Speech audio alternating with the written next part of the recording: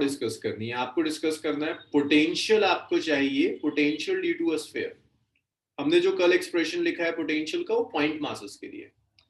कुछ questions point masses पे कर लो पोटेंशियल के, फिर स्फीयर का पोटेंशियल देखेंगे। जैसे वो आपसे कहता है, एक सिस्टम दे दिया उसने, मान लीजिए, नहीं फातिमा आज नहीं हो पाएगा, तो उसमें एक लेक्चर और चाहिए होगा। कि ये स्क्वायर है, स्क्वायर के हर वर्टेक्स पर एक मास रखा है m1, m यहां रखा है, 2m यहां रखा है, 3m यहां रखा है, 4m यहां रखा है। ये सेंटर है स्क्वायर का। हर स्क्वायर की जो साइड है, दैट साइड इज ए। ये जो सेपरेशन होगा और ये जो सेपरेशन होगा, ये सब सेपरेशन आप जानते हैं, ये सारे सेपरेशन a/√2 होते हैं। हर वर्टेक्स का सेंटर से जो सेपरेशन है, दैट इज a/√2।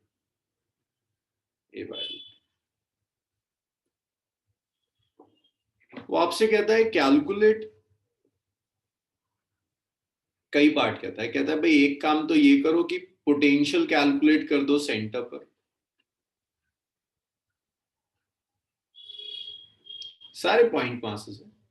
और दूसरा काम ये करने के लिए कहता है पोटेंशियल एनर्जी कैलकुलेट कर दो सिस्टम में। पोटेंशियल एनर्जी ऑफ सिस्टम की पोटेंशियल एनर्जी कैलकुलेट कर दीजिए। ये 4 काम वो आपसे करने को कहता है, 2 काम। तो देखिए पोटेंशियल बड़ा आसान काम है। एक पॉइंट का पोटेंशियल होता है -gm/r। यहाँ 4 मासेस हैं, चारों के पोटेंशियल्स लीजिए और अलजेब्रिकली ऐड कर दीजिए। तो नेट जो पोटेंशियल आएगा, ये आएगा v1। स्केलर क्वांटिटी है तो पोटेंशियल में कोई वेक्टर का लॉ ही नहीं लगेगा, ऐड कर दो। तो ये पोटेंशियल आया -gm/a/√2 -g/2m/√2 -g/3m/√2 और -g/4m/√2। तो ये पोटेंशियल हो गया -3, 4, 5, 6 और 4। 6 और 4 कितने हो गए? 10 हो गए। -10gm/a/√2। √2 पर ले जाइए तो पोटेंशियल हो जाएगा -10√2 gm/a। तो ये सेंटर पर टोटल पोटेंशियल आ गया।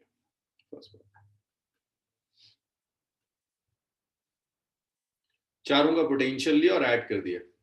इसमें मुझे डाउट बताइए, कोई इश्यू है इसमें? समझ में आया? पोटेंशियल स्केलर क्वांटिटी है, जस्ट कैलकुलेट करो और ऐड करते चले जाओ। आज बहुत न्यूमेरिकल्स करने हैं इस कॉन्सेप्ट के ऊपर। अरे भाई बताओ, डाउट्स हैं या मान लूं सबको आ गया?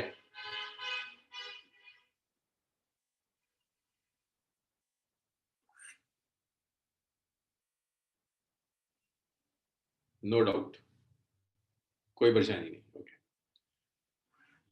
अब देखिए जब आप पोटेंशियल एनर्जी कैलकुलेट करेंगे तो पोटेंशियल एनर्जी की कहानी थोड़ी सी अलग होती है। 2 मासेस कर इसे डिवाइड करना होगा। देखो अगर मैंने सिखाया था 2 मासेस हैं m1। अच्छा अनम्यूट भी कर दूं, लीजिए अनम्यूट भी कर दिया, तो वेटिंग रूम लगा दिया जी, अनम्यूट कर दिया।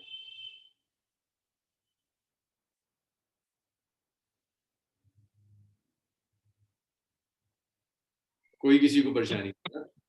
अब देखिए अगर एक मास m1 है, एक m2 है, r सेपरेशन पर, तो पोटेंशियल एनर्जी का सिंपल सा एक्सप्रेशन आता था gm1m2 divided, this is potential energy of the system. अगर 2 masses m1 and m2 r separation पर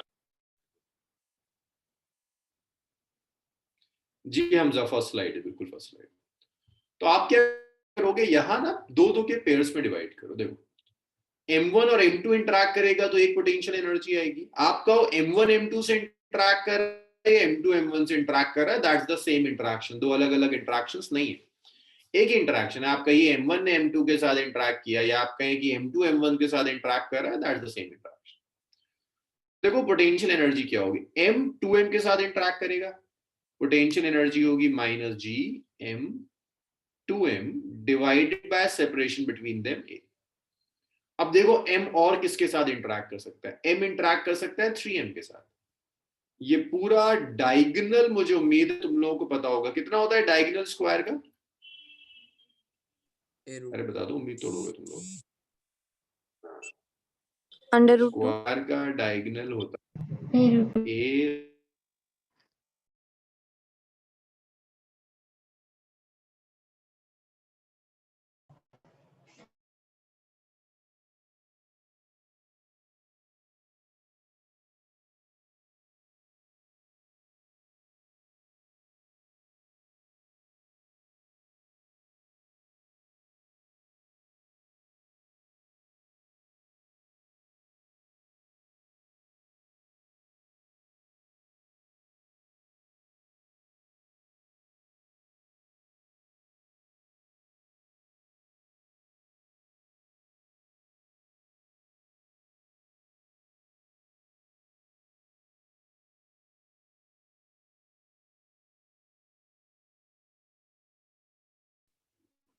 लो सब गया। लिख लिया था तुमने फर्स्ट पार्ट, या मैं दोबारा लिखूं? No sir. सर नहीं लिखा था।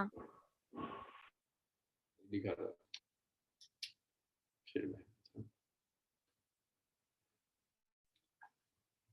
तो ये स्क्वायर है, ये मास m, ये 2m, ये 3m, ये 4m,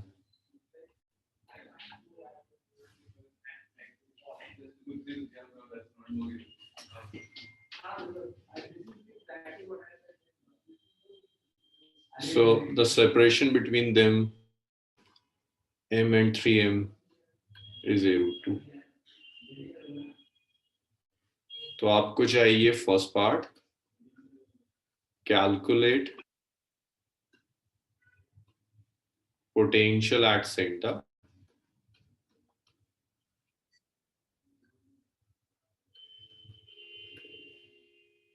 second part, potential energy.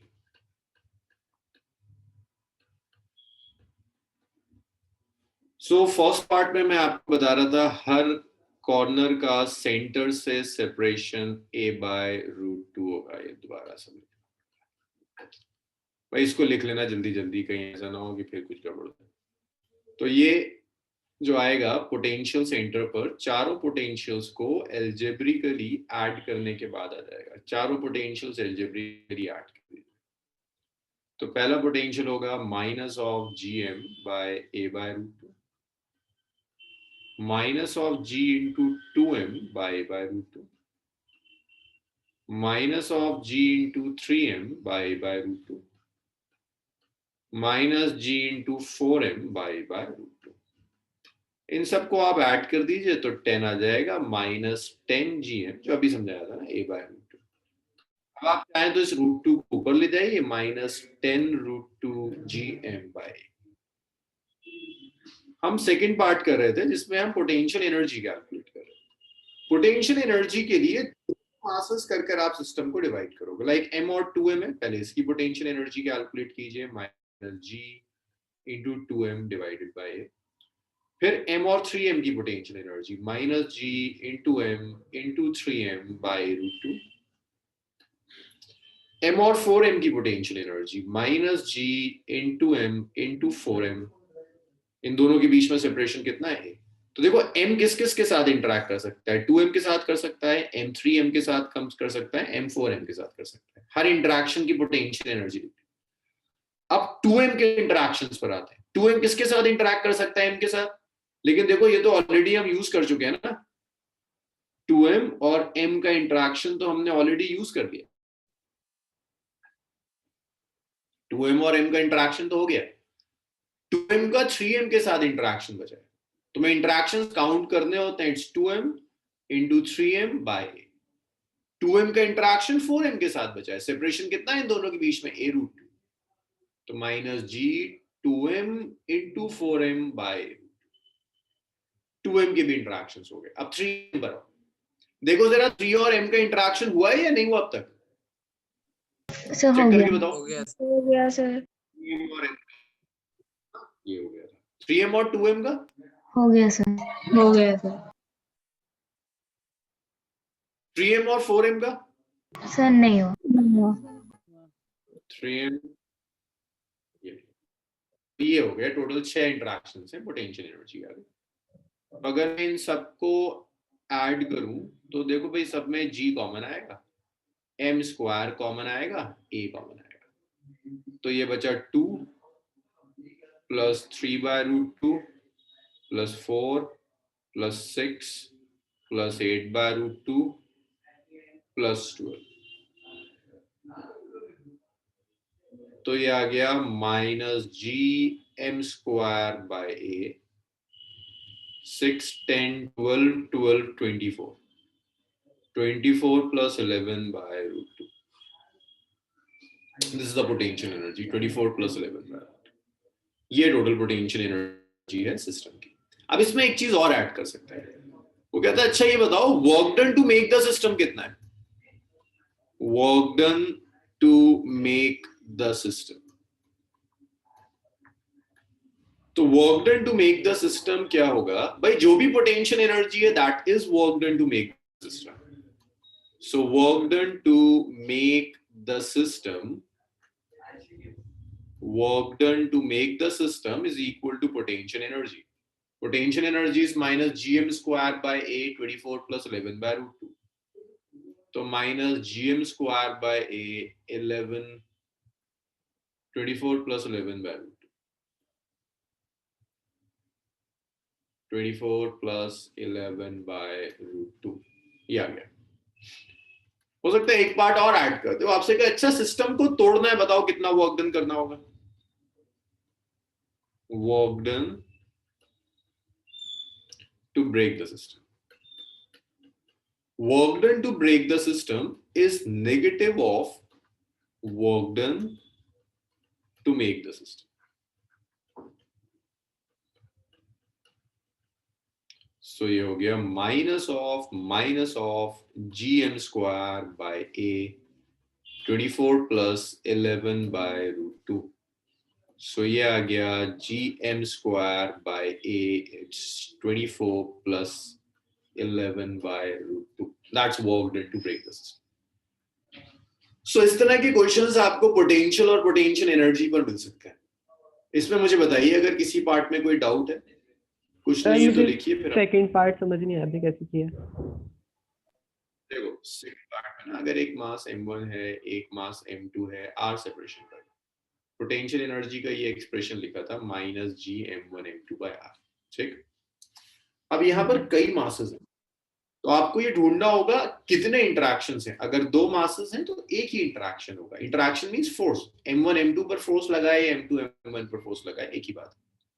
लेकिन अगर चार मासेस है तो आपको देखना होगा कौन किस किस पर फोर्स लगा सकता है, कितने इंटरेक्शंस हैं। तो पहले मैंने काउंट करा m का, m किस पर फोर्स लगा सकता है? 2m पर। Force -g(m2m/a). m और किस पर लगा सकता है? 3m पर, तो मैंने लिया -g(m3m/√2). m और किस पर लगा सकता है? 4m पर। तो देखो m1 क्या है? m, m2 क्या है? 4m, r क्या है? a। ऐसे ही मैंने 2m किसके साथ लगा सकता है? m के साथ, -g। अब 2m m के साथ तो देखो ऑलरेडी काउंट कर लिया है ना। मैं ये कहूं कि m 2m पर फोर्स लगा रहा है या 2m m पर, the same interaction. m 3m पर फोर्स लगा रहा है वो ये, सॉरी 2m 3m पर फोर्स लगा रहा है वो ये, 2m 4m पर फोर्स लगा रहा है वो ये पोटेंशियल एनर्जी। उसके बाद 2m के सारे इंटरेक्शंस हो गए, फिर मैंने 3m के लिए। देखिए 3m का m के साथ काउंट हो चुका है, 3m का 2m के साथ काउंट हो चुका है, बट 3m का 4m के साथ काउंट नहीं हुआ, तो मैंने लिख दिया। अब बताइए क्लियर हुआ? जी सर। अब थर्ड देखिए, work done to make the system पूछ रहा है वो आपसे। भाई work done to make the system क्या होगा? जो भी पोटेंशियल एनर्जी है वही work done to make the system है। यहीं से तो हमने पोटेंशियल एनर्जी डिराइव की थी। वर्क डन कैलकुलेट करते थे टू मेक द सिस्टम, उसी को पोटेंशियल एनर्जी लिखते थे। तो work done make the system is equal to potential energy. जो भी पोटेंशियल एनर्जी है वही work done to make the system. Fourth में कहता है ब्रेक करने का वर्क डन, तो भाई जितना वर्क डन बनाने में लगा उसका नेगेटिव कर दो, इसका नेगेटिव हो जाएगा। बताइए हमदा, अब आया? Yes sir. चलिए इतना लिख लीजिए, फिर और न्यूमेरिकल्स करते हैं। ये पहला न्यूमेरिकल था इस सीरीज का।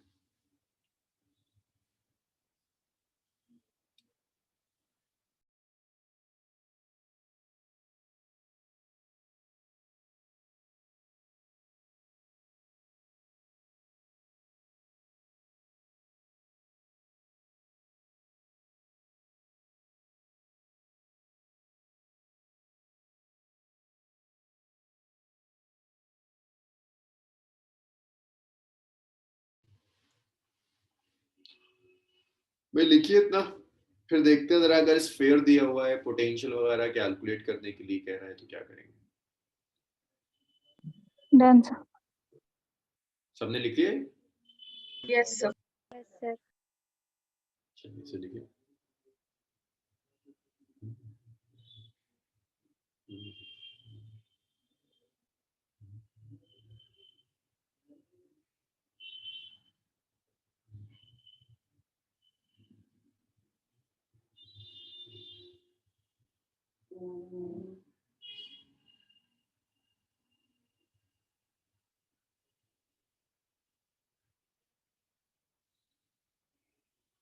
Done sir.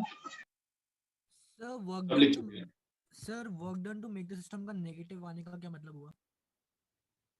आपने एक सिस्टम बनाया, बनाने में आपने वर्क डन कर दिया -6 जूल। आपने फोर्सेस इस डायरेक्शन में अप्लाई करे होंगे ना, ग्रेविटेशनल फोर्स। अब आप तोड़ना चाहते हैं तो ग्रेविटेशनल फोर्स कहाँ अप्लाई करेंगे? ऑपोजिट डायरेक्शन में, ऐसे होगा।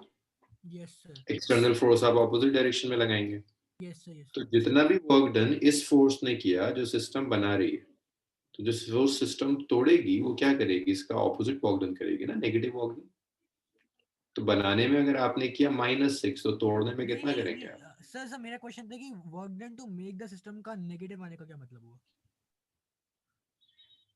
इसका मतलब ये है कि आपके पास दो मासेस हैं, दोनों इन्फिनिटी पर हैं, कोई सिस्टम नहीं है।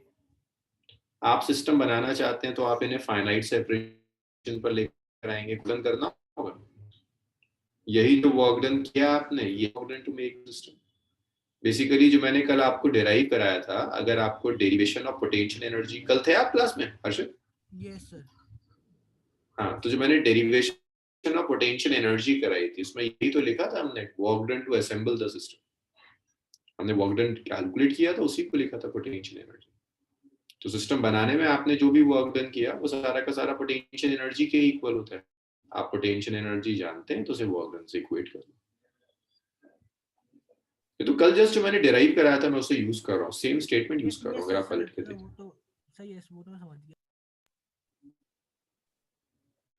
चलिए चलिए नेक्स्ट देखिए। एक और टाइप का यहाँ क्वेश्चन होता है पोटेंशियल पर। पोटेंशियल के थ्रू आप वर्क डन कैलकुलेट कर सकते हैं। मान लीजिए पॉइंट ए है, इस पॉइंट ए पर कुछ पोटेंशियल है B, gravitational potential. B point है, ग्रेविटेशनल पोटेंशियल है वीबी। मैं एक मास को उठाकर ए से बी लेकर जा रहा हूं, कुछ वर्क डन करना होगा। Work done in carrying mass from A to B. तो अगर आपको पोटेंशियल दिए हैं और आपसे वर्क डन पूछ रहा है तो बड़ा आसान तरीका होता है, जिस मास को लेकर जा रहे हैं आप वो मास लीजिए and multiply it with the potential difference. जिसको भी आप लेकर जा रहे हैं आप वो मास लीजिए और पोटेंशियल डिफरेंस से सिंपली मल्टीप्लाई कर दीजिए। So it's mass multiplied by VB minus VA, means it's mass into potential difference. ये वर्क डन हो जाएगा। This is work done in carrying this mass in from A to B, m into VB minus V. Examples देखिए इसके ऊपर। जैसे मैंने आपसे कहा ये पॉइंट ए है, यहाँ पोटेंशियल है 10 joule per kg. B point पर पोटेंशियल है 20 जूल पर केजी। मैं आपसे कहता हूं कैलकुलेट वर्क डन।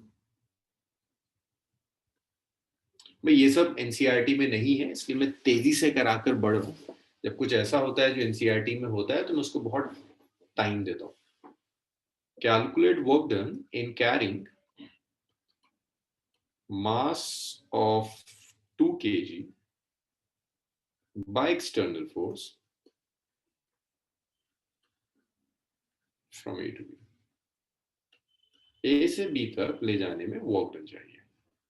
तो ए से बी तक ले जाने में एक्सटर्नल फोर्स जो वर्क डन करेगी that's mass m, potential at B minus potential at A. Mass m is 2 kg, potential at B is 20, potential at A is 10. So that's 2 into 10, which is 20.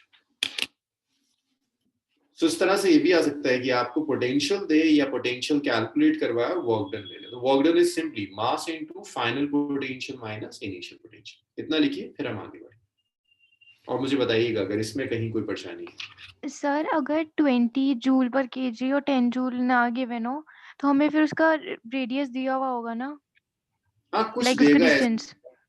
हाँ कुछ ऐसा देगा जहां से आप potential calculate. तो देखो ये क्या गिवन है, ये 10 जूल पर केजी क्या है, पोटेंशियल है ना ए पर, यस सर। और पोटेंशियल है बी पर, और आप कर क्या रहे हैं 2 केजी का एक मास है।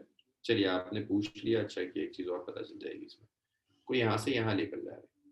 बट ये ख्याल रखिएगा ये पोटेंशियल 2 केजी वाला मास जनरेट नहीं कर रहा, ये जो पोटेंशियल है ना ये v है, ये m का नहीं है, किसी और मास का है। कोई और मास होगा जो यहाँ पोटेंशियल जनरेट कर रहा होगा। सो मैं इसको चाहे तो मैं लिख दूं इसे कि VA is not potential of M।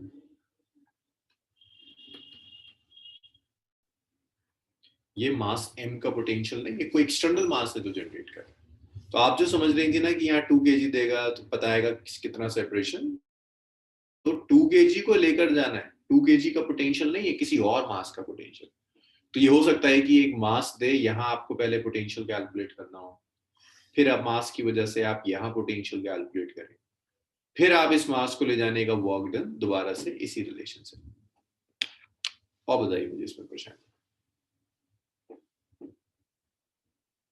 ये एक्सटर्नल पोटेंशियल है कोई और, जैसे अगर मैं इस पेन को लेकर जा रहा हूँ एक पॉइंट से दूसरे पॉइंट तक, तो जो पोटेंशियल है वो अर्थ का पोटेंशियल है जिसके अगेंस्ट मैं वर्क डन कर। इतना हो जाए मुझे बताइए, फिर नेक्स्ट है।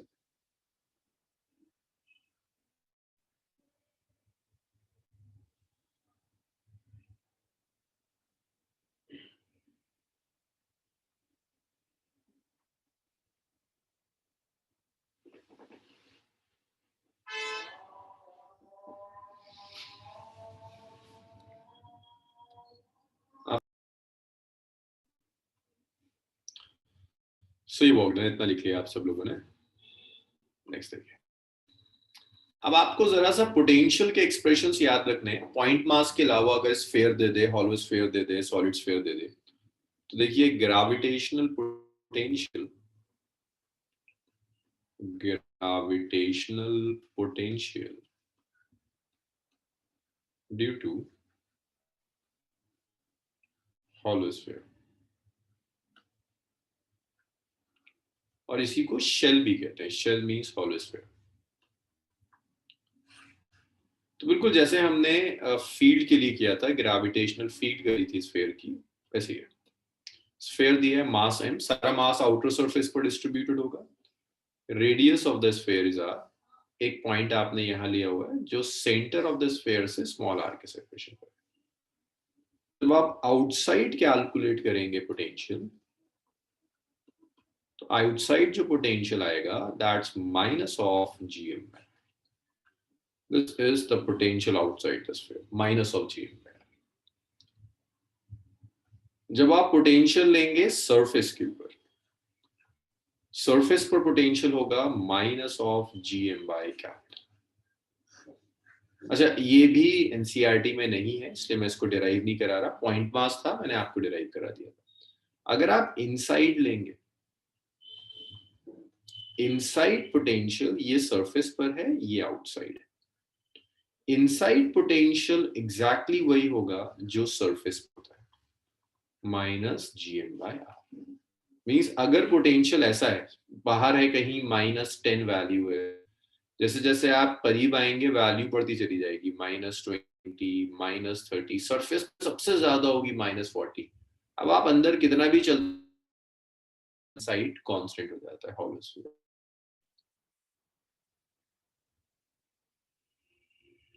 हाँ उज़ैर मर्जी आपकी। तो ये -10, -20, -30, -40, उसके बाद भी अंदर कांस्टेंट रहेगा, पोटेंशियल चेंज नहीं हो रहा, ये पोटेंशियल कहीं चेंज नहीं हो रहा, तो इनसाइड पोटेंशियल कांस्टेंट रहता है। अगर इसी चीज को आप प्लॉट करना चाहते हैं ना, तो ये आपकी पोजीशन है R, और ये आपका पोटेंशियल है V, ये है R = 0, ये है R = कैपिटल।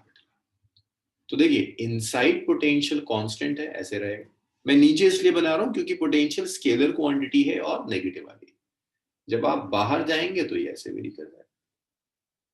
इनसाइड कांस्टेंट रहा, क्या रही कांस्टेंट वैल्यू इज -gm/r, और आउटसाइड ये वेरी कर रहा है एज, ये पोटेंशियल का एक्सप्रेशन है, इसे लिख लीजिए।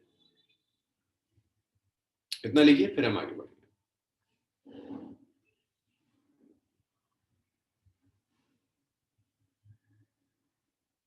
इतना लिखिए, फिर आगे बढ़ते हैं।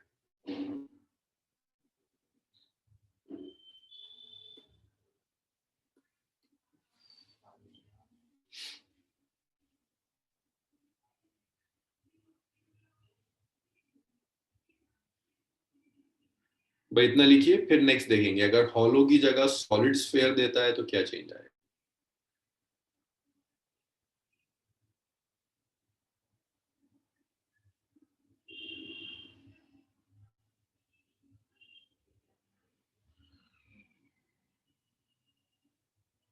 भाई लिखा सबने इतना?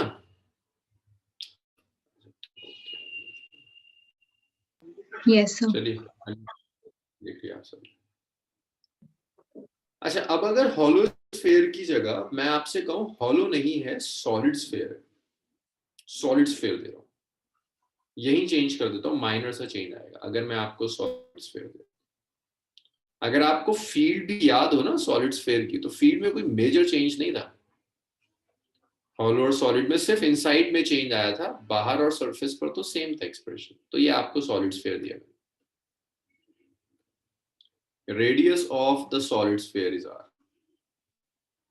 एक पॉइंट P दिया outside, this is small r, ये सरफेस पर है और ये इनसाइड।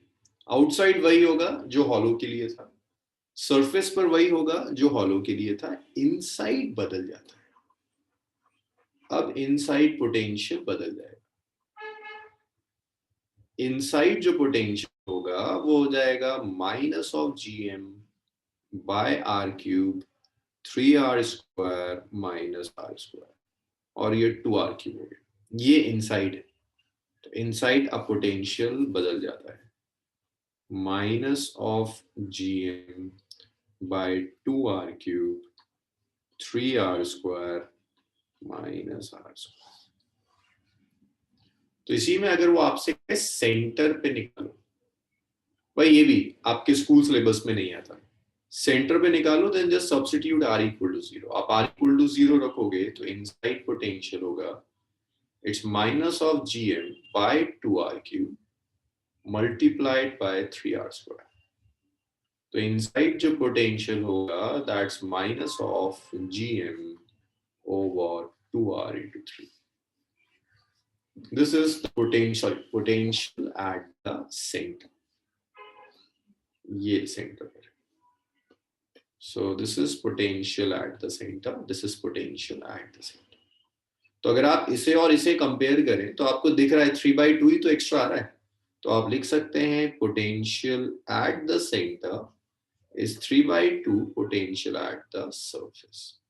सेंटर पे पोटेंशियल सरफेस के कंपेरेबल 3/2 होता है। Harshit, graph of inverse is not linear. अरे क्या कहना चाह रहे हो हर्षित? सर वो जो पिछले आपने ग्राफ दिखाया था सर, आपने उसे पैराबोला बना दिया था, लेकिन वो तो v is inversely proportional to 1/r था ना। 1/r का ग्राफ कैसा होता है बताओ जरा, क्या शेप होता है? सर लीनियर नहीं होगा जी, पीछे बैठिए फौरन, अभी पीछे बैठिए फील्ड के एक्सप्रेशन पे जो कल कराया था मैंने, और बताइए मुझे हॉलो स्फीयर में फील्ड कैसे वेरी करी थी, जल्दी से।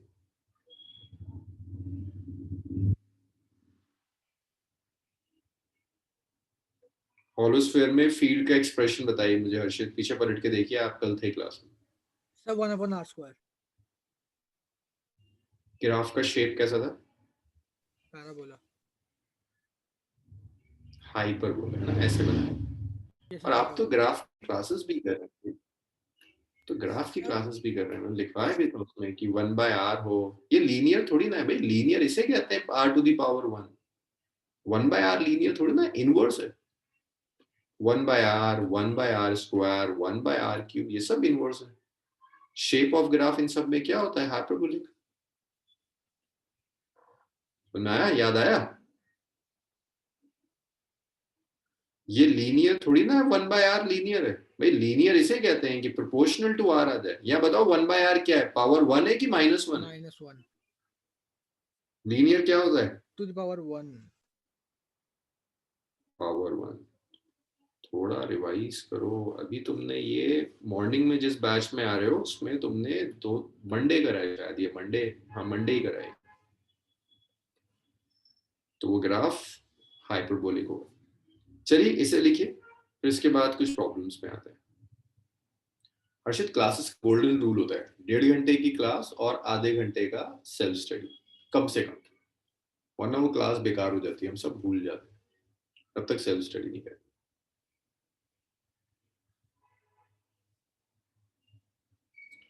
जब आप लोग लिख लें इतना तो मुझे बताइएगा। कुछ क्वेश्चंस और हैं जो डिस्कस करने।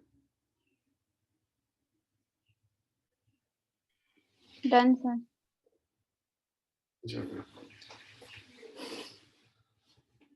अब इन लोगों ने गड़बड़ कर दी थी, इन्होंने आपको, हाँ जी लिख लिया सबने? Yes, sir. Yes, sir. ये 26 को एक असाइनमेंट इन्होंने आपके साथ शेयर किया था, जो गलती से पोटेंशियल एनर्जी और एस्केप वेलोसिटी का कर दिया था। Yes sir.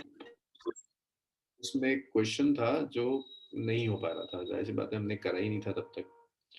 क्वेश्चन नंबर 3 था, कई बच्चे पूछ रहे थे कि क्या होगा, तो अब देखिए।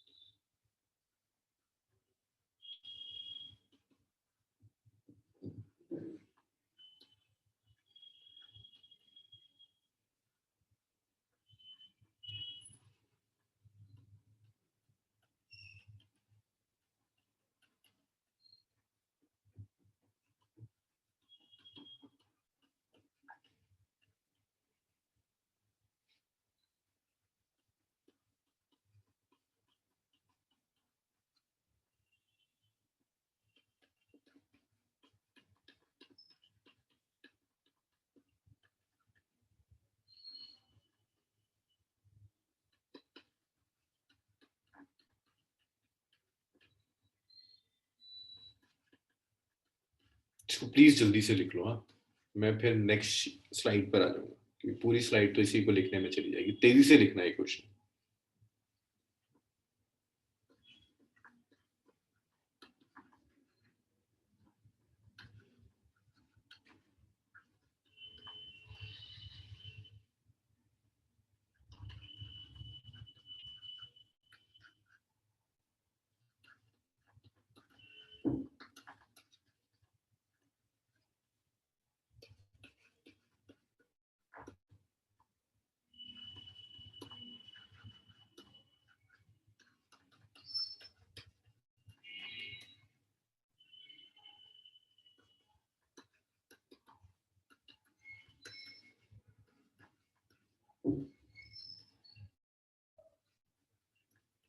ये थोड़ा सा टफ पड़ेगा।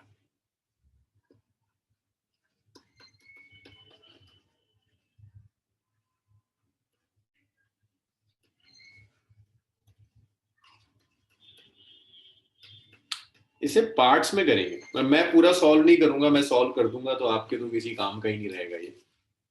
पार्ट्स में सॉल्व करेंगे। तो पहला काम तो एक काम कीजिए, इसको पढ़िए, ये एनसीईआरटी का सॉल्व एग्जाम्पल है, बहुत चांसेस है इसके आ जाने के, बहुत ज्यादा एग्जाम्स। इसे पढ़िए, एक रफ स्केच बनाने की कोशिश कीजिए, फिर हम स्ट्रैटेजी डिसाइड करेंगे। 2 मिनट है आपके पास, रफ स्केच बनाइए पढ़ने के बाद। अब सबको इतना तो आता है कि पढ़कर डिसाइड कर पाए कि दिया क्या है, क्या पूछ रहा है। एक रफ स्केच बनाइए, फिर मैं स्टार्ट करूंगा।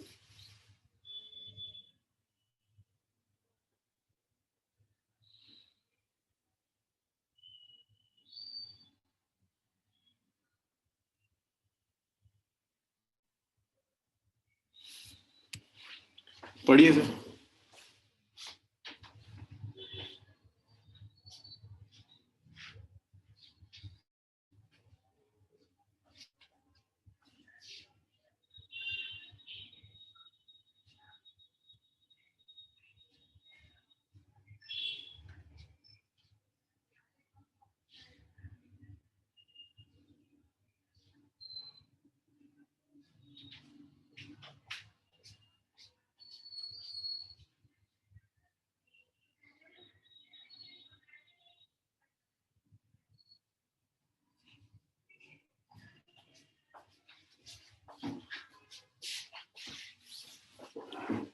भाई पढ़ लिया सबने?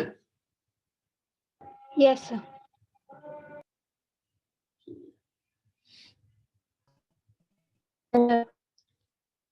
रफ स्केच बना, 1 मिनट बस, 1 मिनट शुरू करते हैं।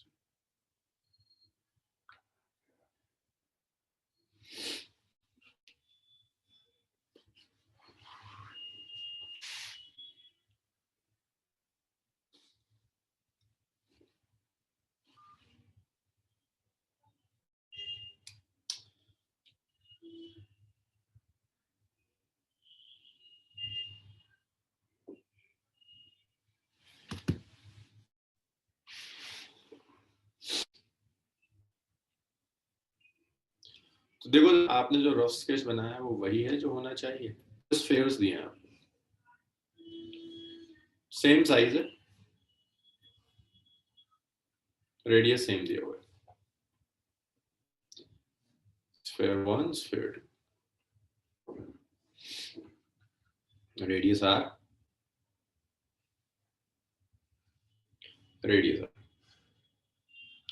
मासेस अलग अलग है, मास m एंड 4m, इसका मास m है, इसका mass 4m। Centre to centre separation is 6r, means ये सेपरेशन 6r दिया है। The two spheres are held fixed. A projectile of mass m is projected from the surface of sphere of mass m. तो यहां से एक projectile, मान लीजिए एक पत्थर ही उठाया मास m का, यहां से फेंकना है कुछ वेलोसिटी से, v1 वेलोसिटी मान लेते हैं, ताकि ये यहां तक पहुंच जाए। यहां तक पहुंच, बस सिर्फ इतना कि पहुंच जाए, यहां आकर ये रेस्ट में आ जाए। तो आपसे कह रहा है किस मिनिमम वेलोसिटी से फेंकोगे कि ये यहां आ जाए। तो उस वेलोसिटी को कैलकुलेट करने की 2 स्ट्रैटेजी हो सकती है। एक ये हो सकता है इतनी वेलोसिटी दो कि यहां पहुंचे, स्ट्रैटेजी 1। दूसरी स्ट्रैटेजी ये हो सकती है कि यहां पर एक न्यूट्रल पॉइंट समझ लो। न्यूट्रल पॉइंट हमने किया था वो पॉइंट जहां दोनों मासेस की फील्ड्स एक दूसरे को कैंसिल कर देती है, न्यूट्रल पॉइंट। कि आप पत्थर को सिर्फ यहां तक फेंक दो, न्यूट्रल पॉइंट तक। न्यूट्रल पॉइंट हमने डिस्कस किया था जहां दोनों मासेस की फील्ड 0 हो जाएगी। न्यूट्रल पॉइंट के लेफ्ट में इसकी स्ट्रांग होगी, तो न्यूट्रल पॉइंट के लेफ्ट में रखोगे तो ये इधर खींचेगा। न्यूट्रल पॉइंट के राइट में सेकंड वाले मास की फील्ड स्ट्रांग होगी, ये इधर खींच लेगा। तो कहानी ये है कि बजाय इसके कि तुम इतनी एनर्जी दो कि ये यहां से डायरेक्टली यहां जाए, तुम इतनी एनर्जी दे दो कि बस ये यहां न्यूट्रल पॉइंट के साइड में पहुंच जाए, बस। बाकी सारा का सारा काम ग्रेविटेशनल फील्ड खुद कर देगी, इसकी ग्रेविटेशनल फील्ड खींच के ले जाएगी। तो वो कह रहा है ना मिनिमम एनर्जी, तो एनर्जी मैं यहां से यहां की नहीं कैलकुलेट करूंगा, मैं यहां से न्यूट्रल पॉइंट के नेबरहुड की कैलकुलेट करूंगा। अब नेबरहुड बहुत ही करीब होगा तो मैं मान लूंगा कि मैं न्यूट्रल पॉइंट तक लेकर जा रहा हूं, मतलब मुझे वेलोसिटी चाहिए मास को यहां से न्यूट्रल पॉइंट तक फेंक देनी। तो उसके लिए सबसे पहला जो स्टेप है वो ये है कि न्यूट्रल पॉइंट बताओ कि न्यूट्रल पॉइंट कहाँ जा रहा है। मैं आप सब लोगों को सिखा चुका हूँ न्यूट्रल पॉइंट कहाँ होगा, मुझे एक्स निकाल के दिखाओ, दिस इज न्यूट्रल पॉइंट। हम स्टेप वाइज करेंगे, पूरा न्यूमेरिकल तो मैं सॉल्व करूंगा ही। शुरू हो जाओ, मुझे बताओ ये एक्स कितना आ रहा है, ये न्यूट्रल पॉइंट। पेज पलट के देख लो, ग्रेविटेशनल फील्ड के बाद शायद पहला या दूसरा क्वेश्चन होगा जहां हमने न्यूट्रल पॉइंट कैलकुलेट करना सीखा। बताइए एक्स कितना है।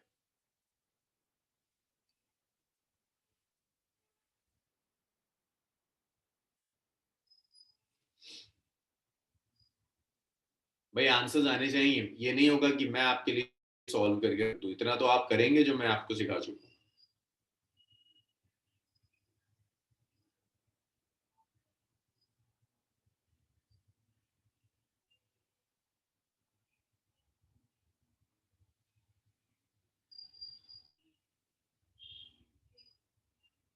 चलिए आसिया का कुछ आंसर आया, वेरी गुड, आसिया का आंसर सही है। और किसी का कुछ आंसर्स? और आंसर कोई बोलेगा नहीं, सब चैट रूम में लिखेंगे। तुम्हें हो क्या गया, किसी और का आंसर ही नहीं है? सर चैट रूम में प्रसाद, मैसेजेस भी नहीं जा रहे। जान के नहीं कैसे हो सकता? सर बोल रहा learning view is not in the meeting. अब करो, एक सेकंड किसी और भी कोई अब देखना, अब हो रहा है? No sir. नहीं जा रहा। मुबश्शिरा का आया, मुबश्शिरा गड़बड़ आ रही है।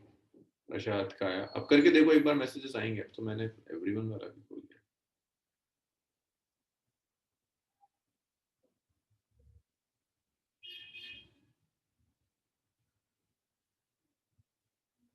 ठीक आ रहा है राहिब। अच्छा अब नहीं दिख रहा तो मुझे बता ही दो कितना आ रहा है आंसर, देखेंगे। 2r। 2r, यस, x2r आना चाहिए। जिन लोगों का नहीं आया यहाँ देखिए, n न्यूट्रल पॉइंट है ना। फर्स्ट मास की फील्ड I1, सेकेंड मास की फील्ड I2, दोनों फील्ड्स एक दूसरे को कैंसिल कर देंगे। Net field at n is 0, so it's I1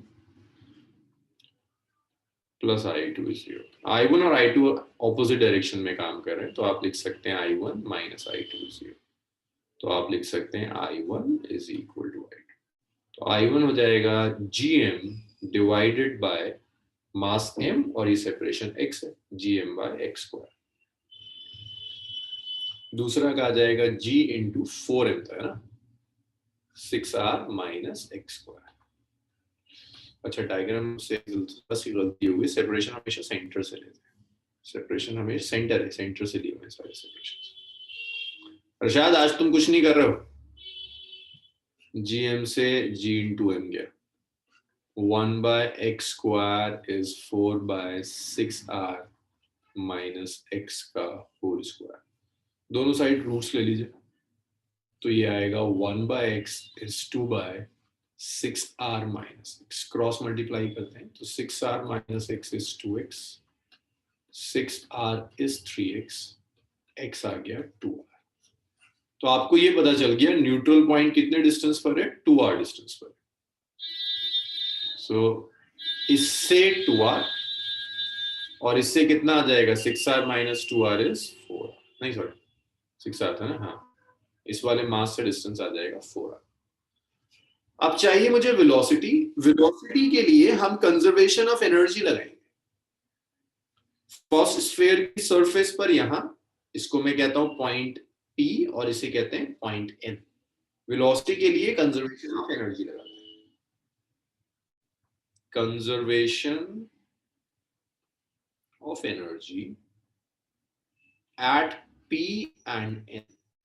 तो कंजर्वेशन ऑफ एनर्जी होगा ऐसे, kinetic energy at P plus potential energy at P is kinetic energy at N plus potential energy at N। N पर kinetic तो zero हो जाएगी, यहां बस rest में लाके छोड़ देना। जब N की पोटेंशियल एनर्जी लोगे तो ख्याल रखना इसकी वजह से भी होगी और इस वाले स्फीयर की वजह से भी होगी। जरा लिखना पोटेंशियल एनर्जीज क्या होंगी, पहले आप लिखिए इक्वेशन, फिर जब मैं लिखूंगा तो चेक करना है कि जो तुम एक्सपेक्ट कर रहे हो वो सही है कि गलत है। पहले आप लिखिए, क्या इतना लिख लीजिए, फिर ये काइनेटिक एनर्जी और पोटेंशियल एनर्जी के आंसर्स लिखिएगा, फिर चेक कीजिएगा कि आप जो एक्सपेक्ट कर रहे हैं वो सही है या गलत है। लिखिए आपके अकॉर्डिंग क्या होनी चाहिए, काइनेटिक एनर्जी P पर, potential energy, kinetic energy N पर, पोटेंशियल एनर्जी N पर। इतना लिखिए, मैं आप लोगों से पूछना शुरू करूँ।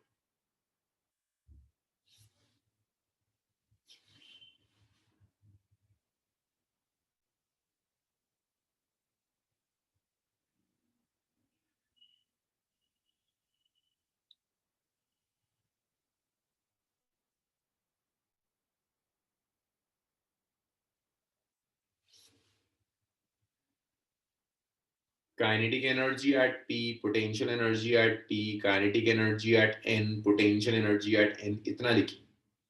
देखो मैं पूरा सॉल्व कर दूंगा तो कोई भला नहीं होना तुम्हारा, भला तभी होगा जब तुम खुद लिखोगे। देखना जरा किसी ने लिखा है इसे। फातिमा जरा बताना शुरू करो, P पर काइनेटिक एनर्जी कितनी है?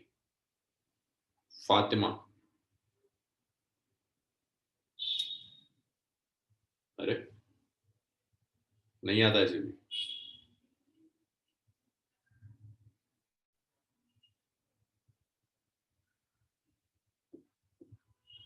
और कौन बताएगा? हमदा, P पर काइनेटिक एनर्जी कितनी होगी?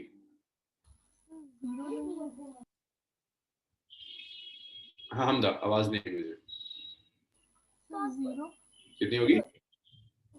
P पर ये रहा P, जहां से तुम फेंकोगे V1 velocity,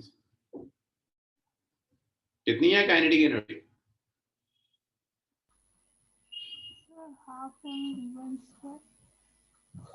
half M V1 square. Potential energy कितनी होगी? -G 4m²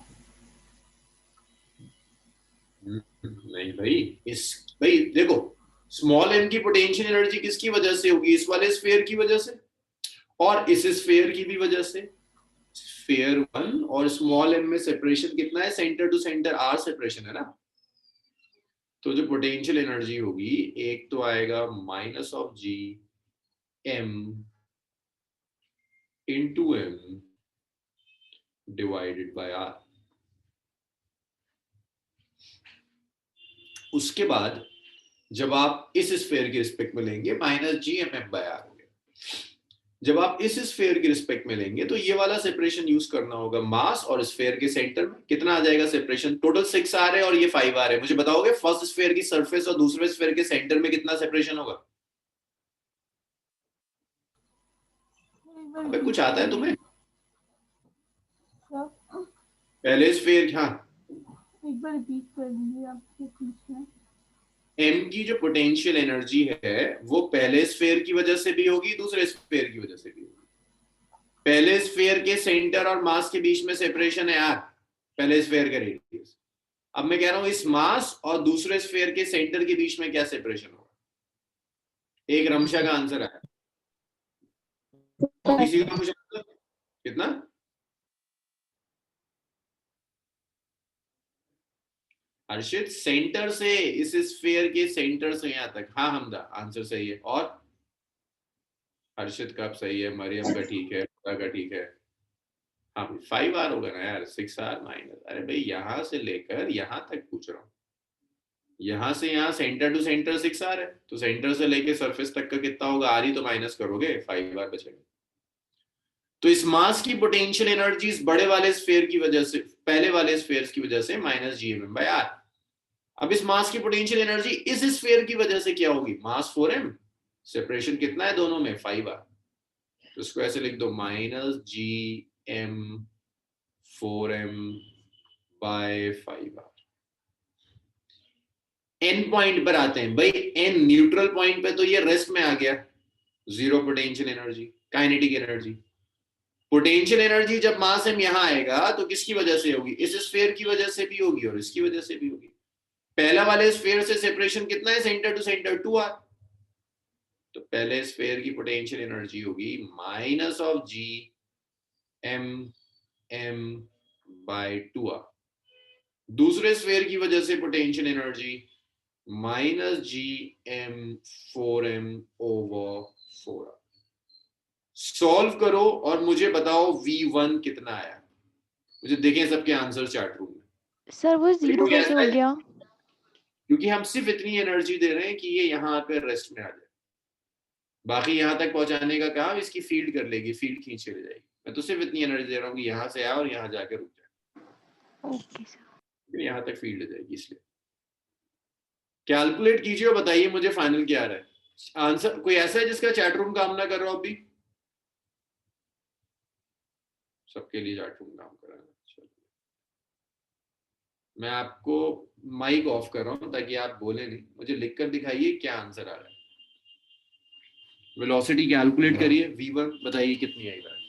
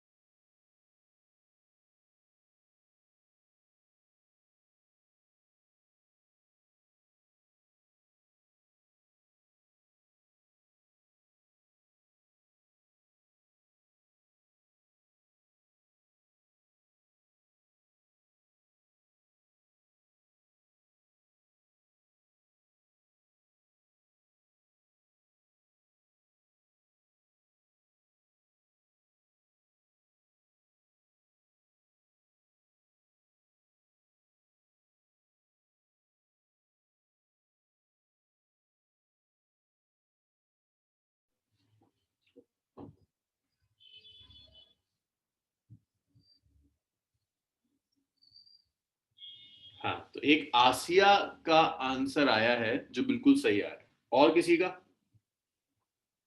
अबे क्या हो गया तुम्हें? ज्यादा ठंड हो रही है कि कैलकुलेशंस भी नहीं हो पा रही?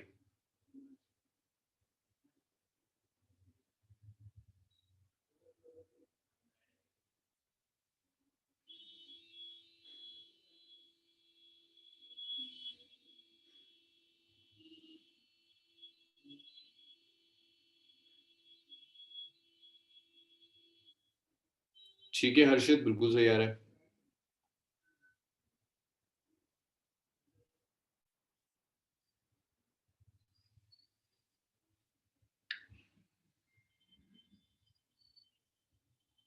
और आंसर्स?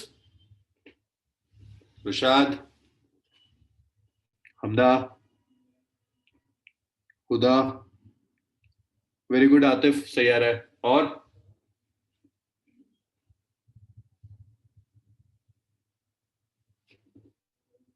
करो करो।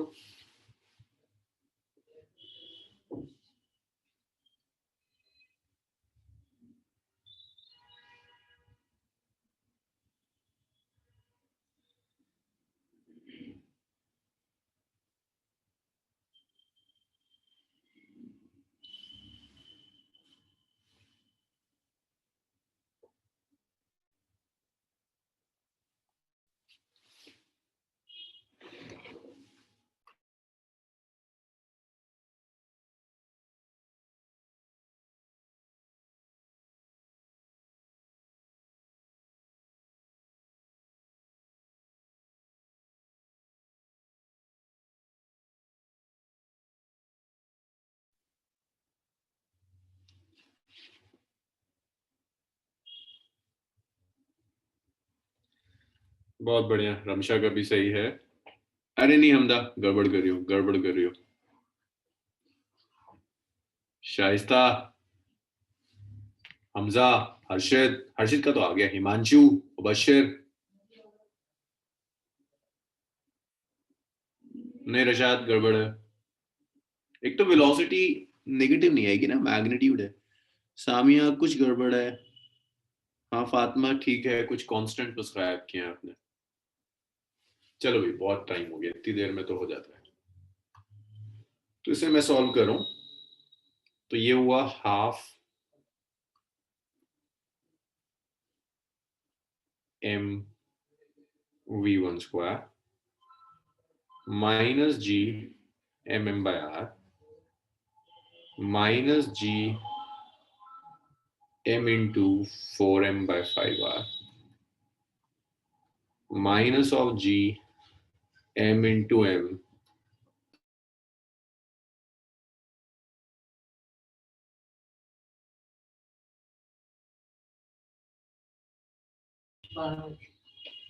minus gmm by 2r minus of gm into 4m। हाँ शाइस्ता सही आ रहा है 4r। सो देखिए क्या क्या कैंसिल हो जाएगा। तो सब कुछ अगर मैं राइट में ले जाऊं तो half m v1 square is minus of g mm by 2r plus g mm by r plus g m 4m by 5r minus g m 4m by 4r। So ये आया हाफ mv1 स्क्वायर। सो देखिए यहाँ पर मैं कुछ terms common ले लेता हूँ। g कॉमन आ जाएगा, कैपिटल M कॉमन आएगा, स्मॉल m कॉमन आएगा, r कॉमन आएगा, नेगेटिव साइन भी कॉमन आएगा। ये आएगा 1/2 प्लस 1 प्लस 4/5 माइनस 1। 4 से 4 कैंसिल कर देते हैं तो ये कैंसिल हो गया। 1/2 plus 4/5 so half m v1 square minus of g mm by r। LCM कितना आ जाएगा? ये तो बड़ा गड़बड़ हो जाएगा। एलसीएम आएगा 10, ये आ जाएगा 5 और ये आ जाएगा 8 13। मैं कुछ गड़बड़ मार रहा हूँ क्या? देखना जरा कहीं कुछ गड़बड़ करी मैंने।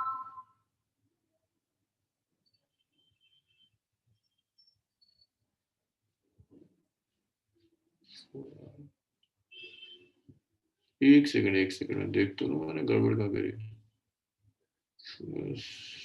gmm by r gm 4m by 5r minus gm 4m by 4r।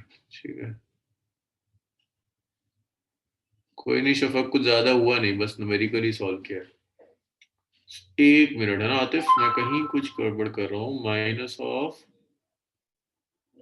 gmm by r, हाँ तो माइनस अगर मैं कॉमन लूंगा तो ये हाफ हो गया। ओहो हो ये गड़बड़ है।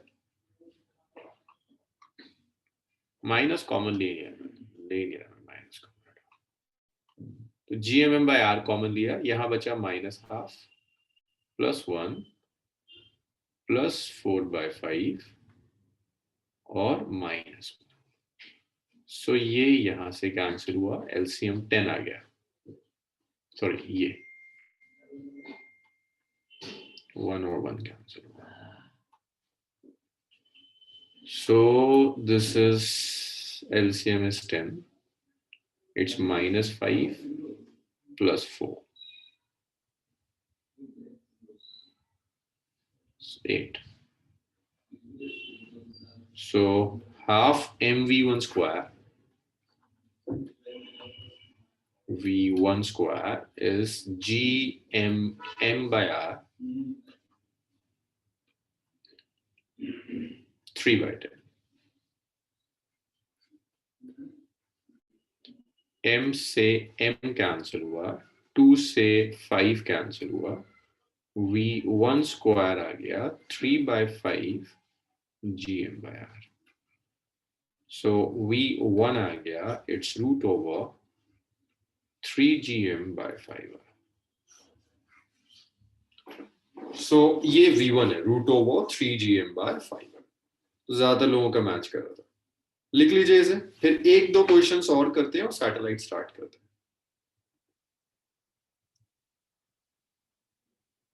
सो मेरे ख्याल से कल ये चैप्टर खत्म हो जाना चाहिए। देखिए केप्लर्स लॉ सिलेबस से हट गया है, सो कल ये वाइंड अप हो जाएगा। केप्लर्स लॉ तो एक्स्ट्रा टाइम एक्स्ट्रा चीज कराऊंगा मैं, लेकिन एक्स्ट्रा है, रिड्यूस सिलेबस का पार्ट। इतना लिख लिया सबने? शफक बस यही था बच्चा, ये न्यूमेरिकल किया था हमने, इसका यही है ये क्वेश्चन। चाहो तो स्क्रीनशॉट ले लो।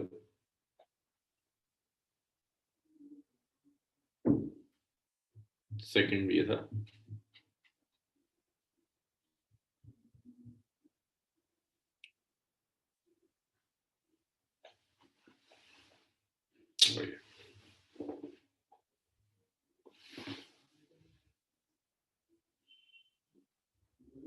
चलिए भाई ये हो गया। इसके बाद एक चीज और देखो, चलो एक एक मजे की चीज और करते हैं। देखो आज तक हमने पढ़ा था ना, सही बताओगे जरा मुझे, एम मास की बॉडी को अगर मैं एच हाइट पर ले जाऊं तो वर्क डन कितना करना पड़ेगा? एम मास की बॉडी को एच हाइट तक ले जाने में कितना वर्क डन करना हो? Work done in carrying body of mass M to a height H, कितना वर्क डन हो जाएगा? देखो हुदा का आंसर सही है, ये लिखते थे ना mgh, गलत था ये। अभी आपको दिखेगा ये गलत था। mgh तब आएगा जब हाइट अर्थ के रेडियस से बहुत कम है। अगर हाइट अर्थ के रेडियस से कम नहीं है तो mgh नहीं आता, कुछ और आता है। तो इससे पहले जब भी हमने वर्क एनर्जी इन पार में किया था तो हम बिना कहे ये मान रहे थे कि भाई हाइट अर्थ के रेडियस से बहुत कम है, लेकिन अगर हाइट अर्थ के रेडियस से कम नहीं है तो देखो क्या आता है। सो मैं आपसे कहता हूं calculate work done in carrying body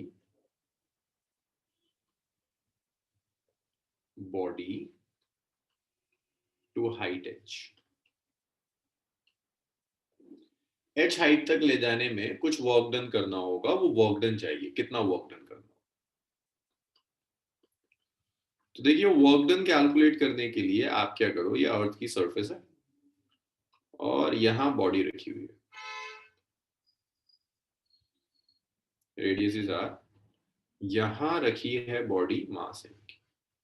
इस मास एम की बॉडी को उठा करके आप एच हाइट तक लेकर जा रहे हैं, वर्क डन चाहिए।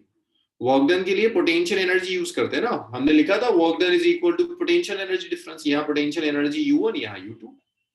ये दिख रहा है आपको सेपरेशन R1 है, और यहाँ ये दिखना चाहिए कि ये R2 है विच इज R प्लस H। आप वर्क डन निकालना है, पोटेंशियल एनर्जी डिफरेंस निकाल दो। तो वर्क डन क्या आ जाएगा? U2 minus U1। सिखाया था आपको U2 होता है minus of GMM bye separation which is R2, minus U1 रख दीजिए माइनस GMM बाय R1। तो वर्क डन आ गया। देखो ये तो पॉजिटिव हो जाएगा, ये आ जाएगा GMM 1 by R1 minus 1। But formula भी आपको याद है, मैं डायरेक्टली यहां से शुरू कर सकता था। तो ये GMM 1 बाय R1, R1 कितना है R minus 1 by R2 which is R plus H। So भाई ये आया आपका वर्क डन इज GMM,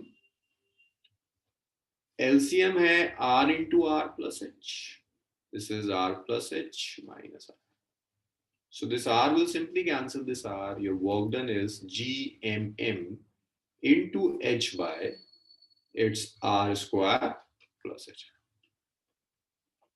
आप R square यहां से कॉमन ले सकते हैं, so it's GMM by H divided by R square which is 1 plus H by R। GM by R square जो है ना, it's G MH by 1 plus H। So ये है exact work done, mgh by 1 plus H by R। Height अगर बहुत ही कम है तो ये h बहुत कम है R के कंपेरेबल, ये ऑलमोस्ट जीरो हो जाएगा, तो mgh by 1 हो जाएगा mgh, जो हम यूज करते थे work energy part. Otherwise this is the exact expression, ये एग्जैक्ट एक्सप्रेशन लिखिए इसे और मुझे बताइए अगर इसमें कहीं कोई परेशानी आ रही है आपको।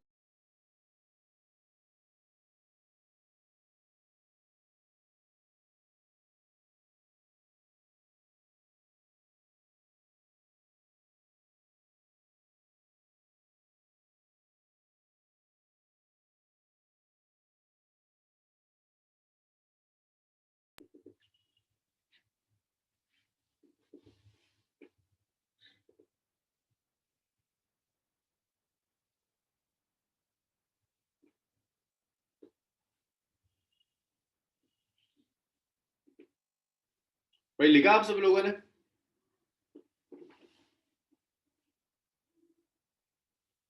अच्छा लिख रहे हैं, लिखिए लिखिए लिखिए, जब हो जाए तो बताइए।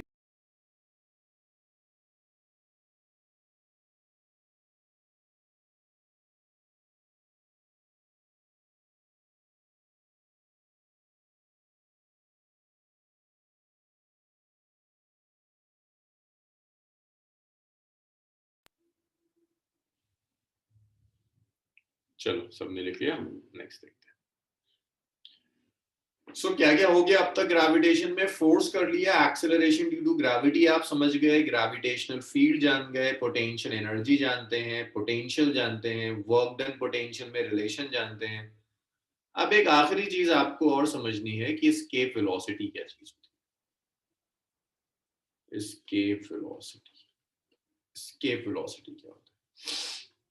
लिखिए अर्षद।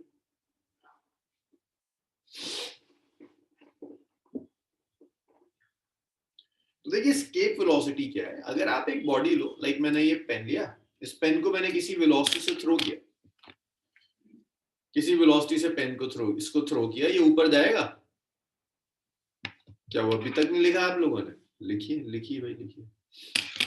भाई पेन लिया, उसको मैंने ऊपर थ्रो किया, ये दोबारा से पेन मेरे हाथ में आ गया। अब ये जो भी है मेरे हाथ के अंदर, सो अभी हो क्या रहा है, मैं इसे जो भी वेलोसिटी दे रहा हूं वो वेलोसिटी इतनी है कि ये ऊपर गया अर्थ के ग्रेविटेशनल पुल में। अभी अर्थ की ग्रेविटेशनल फील्ड के अंदर है, इसीलिए ये वापस आ गया। एक बॉडी है मास m की, इसे मैंने थ्रो किया किसी वेलोसिटी से, तो होगा क्या, ये एक हाईएस्ट पॉइंट तक जाएगा जहां पर जाते जाते वेलोसिटी 0 हो जाएगी। बेसिकली हुआ क्या, मैंने कुछ काइनेटिक एनर्जी दी, मान लो 2 जूल, यहां जाते जाते वो काइनेटिक एनर्जी पोटेंशियल एनर्जी में कन्वर्ट होगी। उसके बाद अगर ये बॉडी अभी अर्थ के ग्रेविटेशनल पुल में फील्ड में है तो वापस आ जाएगी। लेकिन अगर मैं इतनी वेलोसिटी दूं कि ये जहां जाकर रेस्ट में आ रहा है वो अर्थ के ग्रेविटेशनल फील्ड से बाहर की जगह है, तो ये बॉडी दोबारा अर्थ की सरफेस पर नहीं आने वाली। ऐसे होगा ना, अगर मैं इस पेन को इतनी वेलोसिटी से फेंक दूं कि अर्थ की ग्रेविटेशनल फील्ड के बाहर चला जाए, तो फिर ये पेन वापस नहीं आने वाला। तो वो मिनिमम वेलोसिटी जिससे आप बॉडी को प्रोजेक्ट करेंगे ताकि बॉडी अर्थ के ग्रेविटेशनल पुल को एस्केप कर जाए, उस मिनिमम वेलोसिटी को एस्केप वेलोसिटी कहते हैं। तो escape velocity is minimum velocity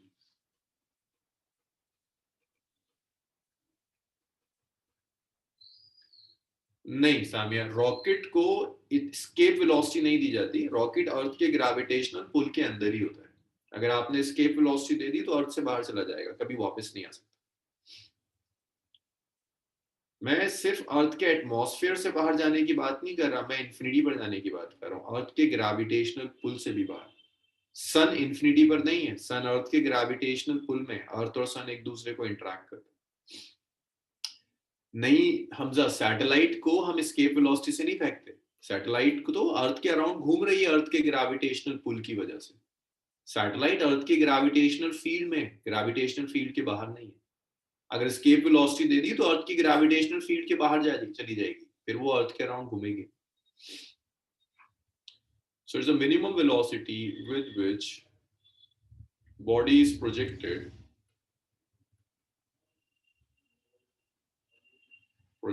so that it escape the gravitational pull of Earth. The gravitational field of Earth.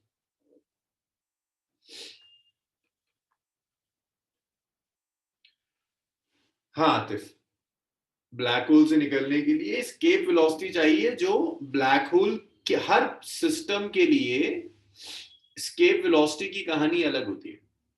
मतलब हर सिस्टम की एस्केप वेलोसिटी अलग होती है। अर्थ की एस्केप वेलोसिटी अलग होगी, ब्लैक होल की एस्केप वेलोसिटी अलग होगी। इनफैक्ट ब्लैक होल की एस्केप वेलोसिटी तो इतनी है जो एक्वायर ही नहीं की जा सकती, that's greater than the speed of light. तो ब्लैक होल से बाहर आने की कहानी नहीं है। हर्षित, न्यूट्रल पॉइंट वो होता है जहां दो बॉडीज की ग्रेविटेशनल फील्ड कैंसिल करते हैं। न्यूट्रल पॉइंट इंफिनिटी पर नहीं होता, हम उस पॉइंट की बात कर रहे हैं जहां बॉडी की फील्ड 0 हो जाए। न्यूट्रल पॉइंट तब होगा जब दो बॉडीज की फील्ड हो और कैंसिल कर दें। हम एक बॉडी के लिए इंफिनिटी की बात करें कि एक बॉडी के लिए इंफिनिटी तक आप लेकर जा रहे हैं जहां उसकी फील्ड ना हो। तो न्यूट्रल पॉइंट और इंफिनिटी दो अलग अलग चीजें हैं, आप वहां से कुछ भी कॉमन कैलकुलेट नहीं कर सकते। आप कंजर्वेशन ऑफ एनर्जी से कैलकुलेट कर सकते हैं न्यूट्रल। तो मिनिमम वेलोसिटी जिससे आप बॉडी को प्रोजेक्ट करेंगे ताकि वो अर्थ के ग्रेविटेशनल फील्ड को एस्केप कर जाए, that is known as escape velocity. This is surface of earth. कोई भी आप सेलेस्टियल बॉडी नियरेस्ट ले लीजिए that is within the gravitational field of the earth, तो वहां आपने एस्केप वेलोसिटी से नहीं फेंका, आपने एस्केप वेलोसिटी से कम वेलोसिटी से फेंका। जब आप एस्केप से फेंकोगे तो फिर वो सोलर सिस्टम के बाहर जाएगी। So this is earth. आप the radius of the earth is are.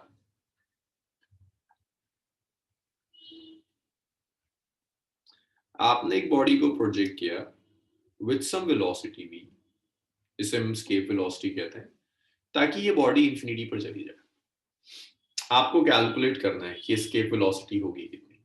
तो एस्केप वेलोसिटी कैलकुलेट करने का बहुत आसान तरीका है, बॉडी को अर्थ की सरफेस से लेकर इंफिनिटी तक फेंकने का वर्क डन कैलकुलेट कर लो।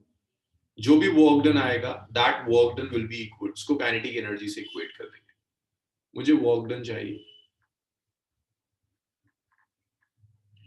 Work done in carrying body, जल्दी जल्दी लिखना, टाइम कम है। In carrying body from surface of earth to infinity. Earth की सरफेस से लेकर इंफिनिटी तक फेंकने के लिए जो भी वर्क डन करना होगा वो वर्क डन एस्केप वेलोसिटी के इक्वल जाएगा। तो वर्क डन हम कैसे कैलकुलेट कर सकते हैं? देखिए, अगर आपको पोटेंशियल एनर्जी वाली डेरिवेशन जरा सी भी याद है, बिल्कुल वही काम करेंगे जो हमने पोटेंशियल एनर्जी में लिया था। It's integral of F dot dx। अब आप पहले इंफिनिटी से आर ला रहे थे, अब आप अर्थ की सरफेस से लेकर इंफिनिटी तक ले जाओगे। तो बेसिकली करा क्या है, मैंने बीच में दो पॉइंट चूज किए, पॉइंट ए, दूसरा पॉइंट बी। पॉइंट ए पर मास एम रखा, पॉइंट बी पर मास एम रखा, और इसे मैं कह रहा हूं dx, और इस सेपरेशन को मैं x कह रहा हूं। सो ये जो वर्क डन होगा that's integral of r into infinity it's f dx।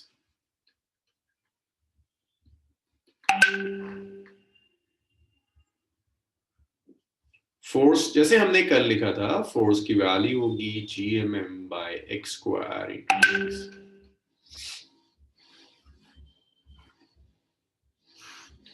So ये जो वर्क डन होगा it's gmm, its integral of r to infinity, it's x to the power minus 2x.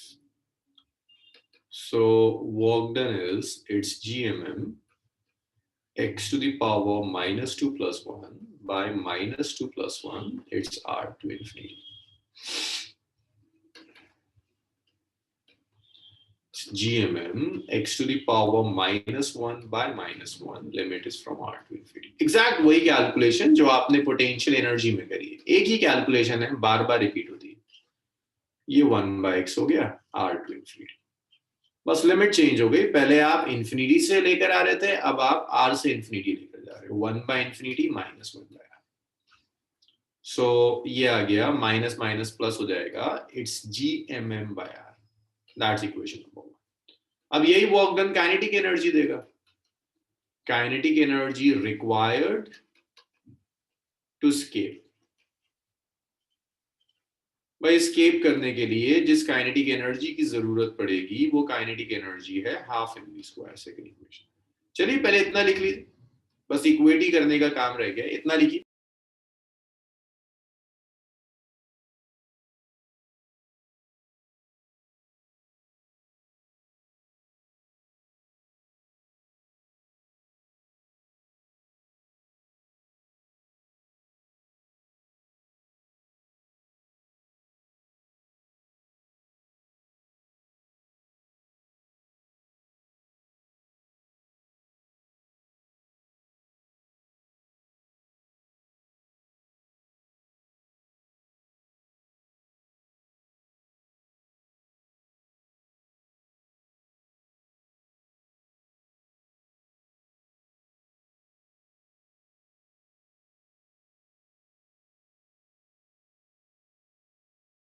ये आप सबने लिख लिया?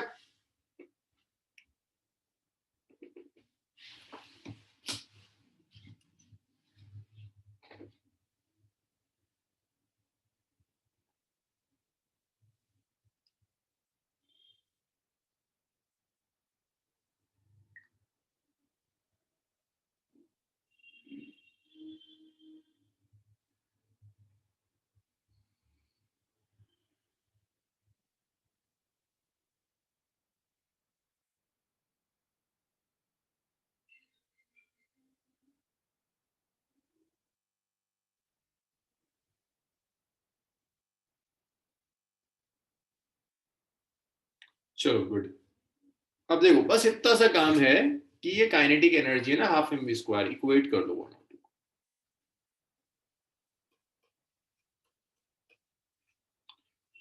So it's half m ve square is gmm by r. m से m गया, it's 2 gm by r.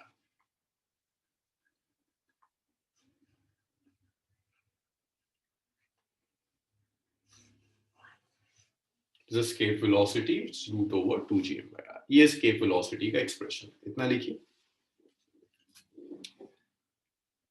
अब इसके आगे की कहानी हम कल करेंगे, तो होपफुली कल हम सैटेलाइट तक कंप्लीट कर लेंगे।